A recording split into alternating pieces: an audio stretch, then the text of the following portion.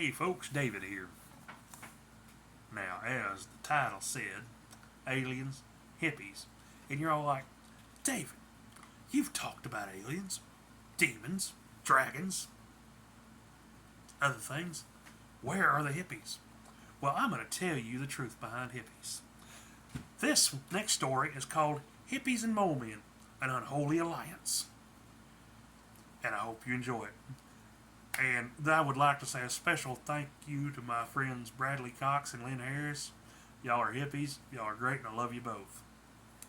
Hippies and Molemen, an Unholy Alliance. Whenever you think of hippies, what comes to mind? Let me guess. Peace and love?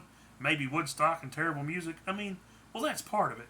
But the origins of hippies is more sinister than free love, overuse of the word dude, and lack of personal hygiene. In fact, they were originally allies of the Molemen. Yes, the half-man, half-mole things that dwell underground. During the Civil War, they were driven deep underground.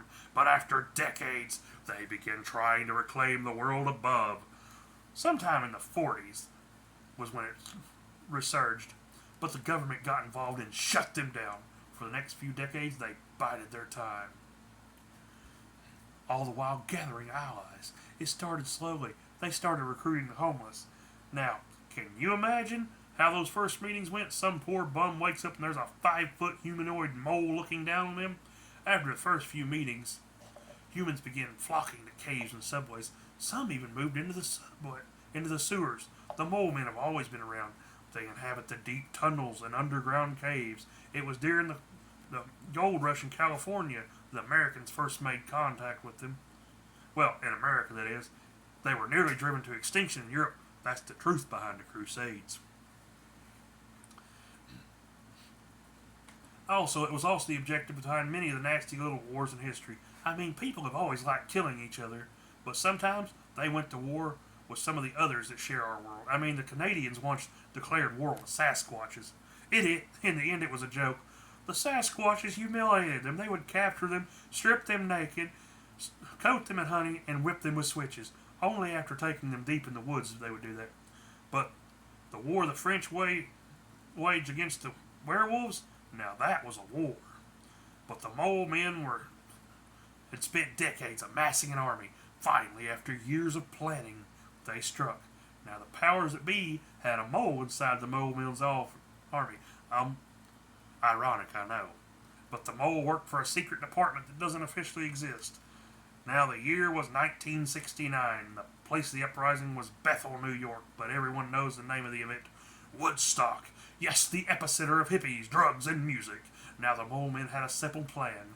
They had allied themselves with a wizard. He would use the hippies' music to weave a hypnotic spell. With the power of subliminal messages, he would turn the hippies into a massive, filthy army, and they would succeed. They would have succeeded, except the wizard was an idiot. His spells were song-based, but they only worked with surfer rock, not hippie jams. The second problem was the non-existent government agent that was supplying the drugs for Woodstock. They had wizards of their own. The wizards grew a strain of pot so strong, one puff could put you in a coma. Knowing it was too potent for the masses, they crossbred it with weaker strains. They also helped produce much of the music that was played, even though it sucked and listening to it made many people barf like a wormy kangaroo. The songs were imbued with counterspells, and many of them contained frequencies so high they caused the mole man's ears to explode. But it didn't stop there. The concert had a secondary purpose.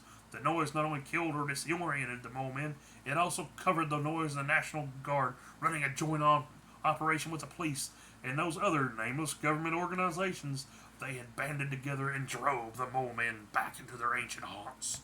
And to this day, they're still hippies, but they're harmless, only hurting people with their odor, shitty taste in music, and strange clothing. Daisy looked up from the paper on her desk and groaned. "What the fuck is this shit?" she asked her fiancé. Lori had been working her way through college as a substitute teacher. "That," Lori said in an exasperated tone, "is an essay a student turned in today. And I have to have a conference tomorrow with his parents over." Daisy read the papers several more times. I remember the French and their war with the werewolves, and Mom attended Woodstock, but she never mentioned Molemen or wizards. Lori sighed and shrugged. Honey, I don't know. Maybe you shouldn't be so hard. They shouldn't be so hard on him. I mean, it's creative. He should take creative writing.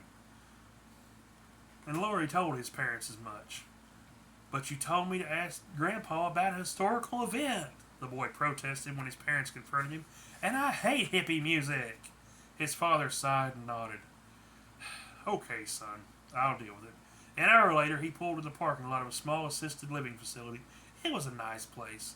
There was a community room and a small pond stocked with catfish. Sitting in a room by himself was an old man. He was blind, but his hearing was excellent. Well, I take it then his teacher didn't like his report. The man sighed. Dad, you know better, the government said. The old man held up a hand. Fuck 'em. I have cancer in 90% of my body. I'm dying and we know it. What can they do to me? Kill me sooner? No one is gonna believe it. Hell, son, I was there. I personally watched the president suplex a mole man into the bed of a garbage truck.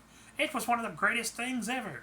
The next day I watched Richard Nixon wade into a ghoul nest with nothing more than a double-barrel shotgun and a sack of onions, and he came out without a scratch. But I get what you mean. Tell his teacher I gave him some of my medical marijuana. Hell, take him out of fucking political history. Let him do creative writing like he wanted. The man sighed and shook his head. Okay, Dad, just cool it with spilling state secrets. The old man grinned and nodded. His smile widened when he thought of the report that he had helped his granddaughter write. What really happened to JFK? A tell-all report from the man on the grassy knoll. That was Molemen and Hippies, an unholy alliance from aliens, hippies, and other weirdness. Hope you enjoy it, guys.